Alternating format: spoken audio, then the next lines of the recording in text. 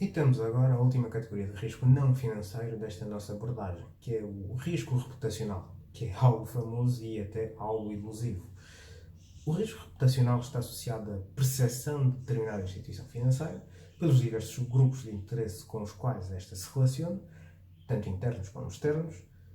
no desenvolvimento das suas atividades e que possam ter um impacto adverso sobre os resultados ou as expectativas de desenvolvimento dos seus negócios. Dentre eles, encontram-se então os aspectos jurídicos, económicos, financeiros, éticos, sociais e até ambientais.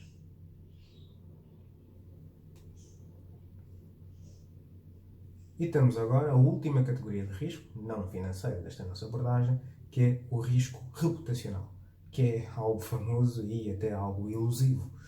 O risco reputacional está associado à percepção de determinada instituição financeira, pelos diversos grupos de interesse com os quais esta se relaciona, tanto internos como externos, no desenvolvimento das suas atividades e que possam ter um impacto adverso sobre os resultados ou as expectativas de desenvolvimento dos seus negócios. E, dentre eles, encontram-se aspectos jurídicos, económico-financeiros, éticos, sociais e até mesmo ambientais. E este é um risco particularmente danoso para as instituições financeiras, uma vez que a natureza da sua atividade requer a manutenção da confiança dos depositantes, dos credores, dos devedores, dos investidores, dos segurados e do mercado em geral. E o risco reputacional, de reputação, representa uma categoria de risco que é mais evasiva do que as demais, porque trata-se de algo intangível, o que baixa a capacidade de percepção do verdadeiro valor do risco reputacional e também, com uma significativa frequência até, dificulta a identificação e a gestão das potenciais fontes de risco reputacional. E ainda, a tentativa de se compreender os impactos dos riscos para a reputação, através do foco exclusivo nos impactos financeiros a curto prazo, aliado à existência de um plano B focado na ameaça, negligenciado então o lado positivo do risco reputacional e a falha na captura e exploração de oportunidades para impulsionar a reputação, também constitui um desafio a gestão deste tipo de risco. E, deste modo, constituem então fatores de risco na categoria do risco reputacional o financiamento de empresas que atuam em segmentos económicos criticados pelos mídias e organizações não governamentais, as ONGs, e também a participação direta ou indireta em ações que causam danos ao meio ambiente, também a adoção de conduta empresarial em desacordo com valores vigentes em determinada sociedade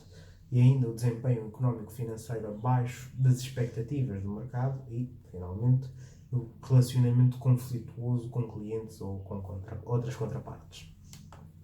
Contudo, é possível identificar algumas fontes de dados ou de informação através das quais se poderá realizar a análise desta categoria de risco.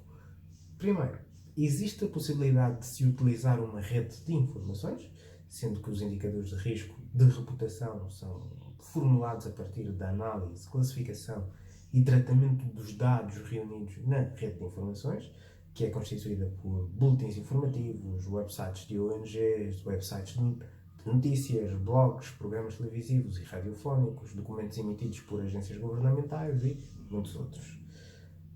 Uma segunda fonte possível são as ações cotadas em bolsa, e aqui o que se faz é, com base nos dados sobre o retorno de ações de instituições cotadas em bolsa, procurar medir o impacto financeiro de um evento associado ao risco de reputação e, a partir daí, calcular o capital necessário para cobrir esse risco. E para isto são necessários os seguintes dados, pelo menos idealmente: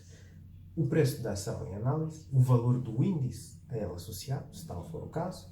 e também o valor do índice do setor a ela correspondente e eventos associados ao risco de reputação, como datas de anúncio, divulgação de informação, etc, etc.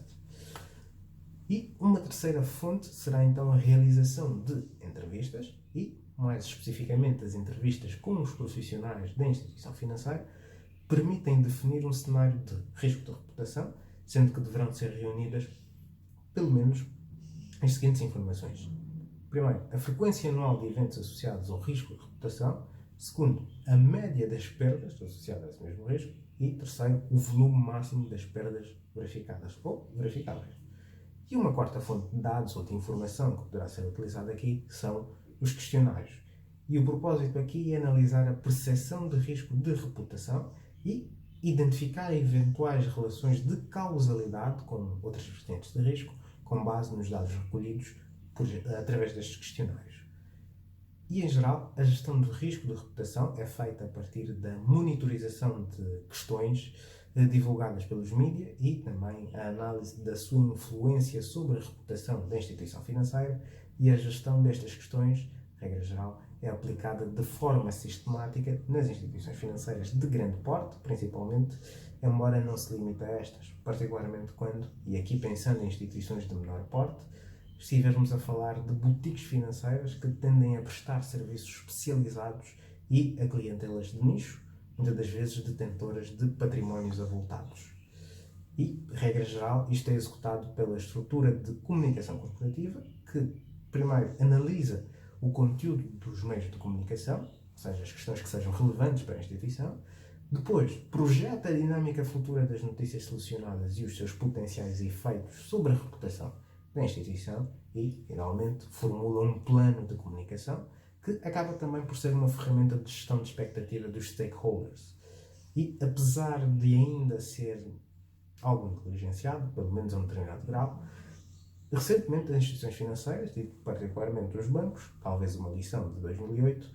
em diferentes realidades, têm procurado aprimorar a gestão do risco de reputação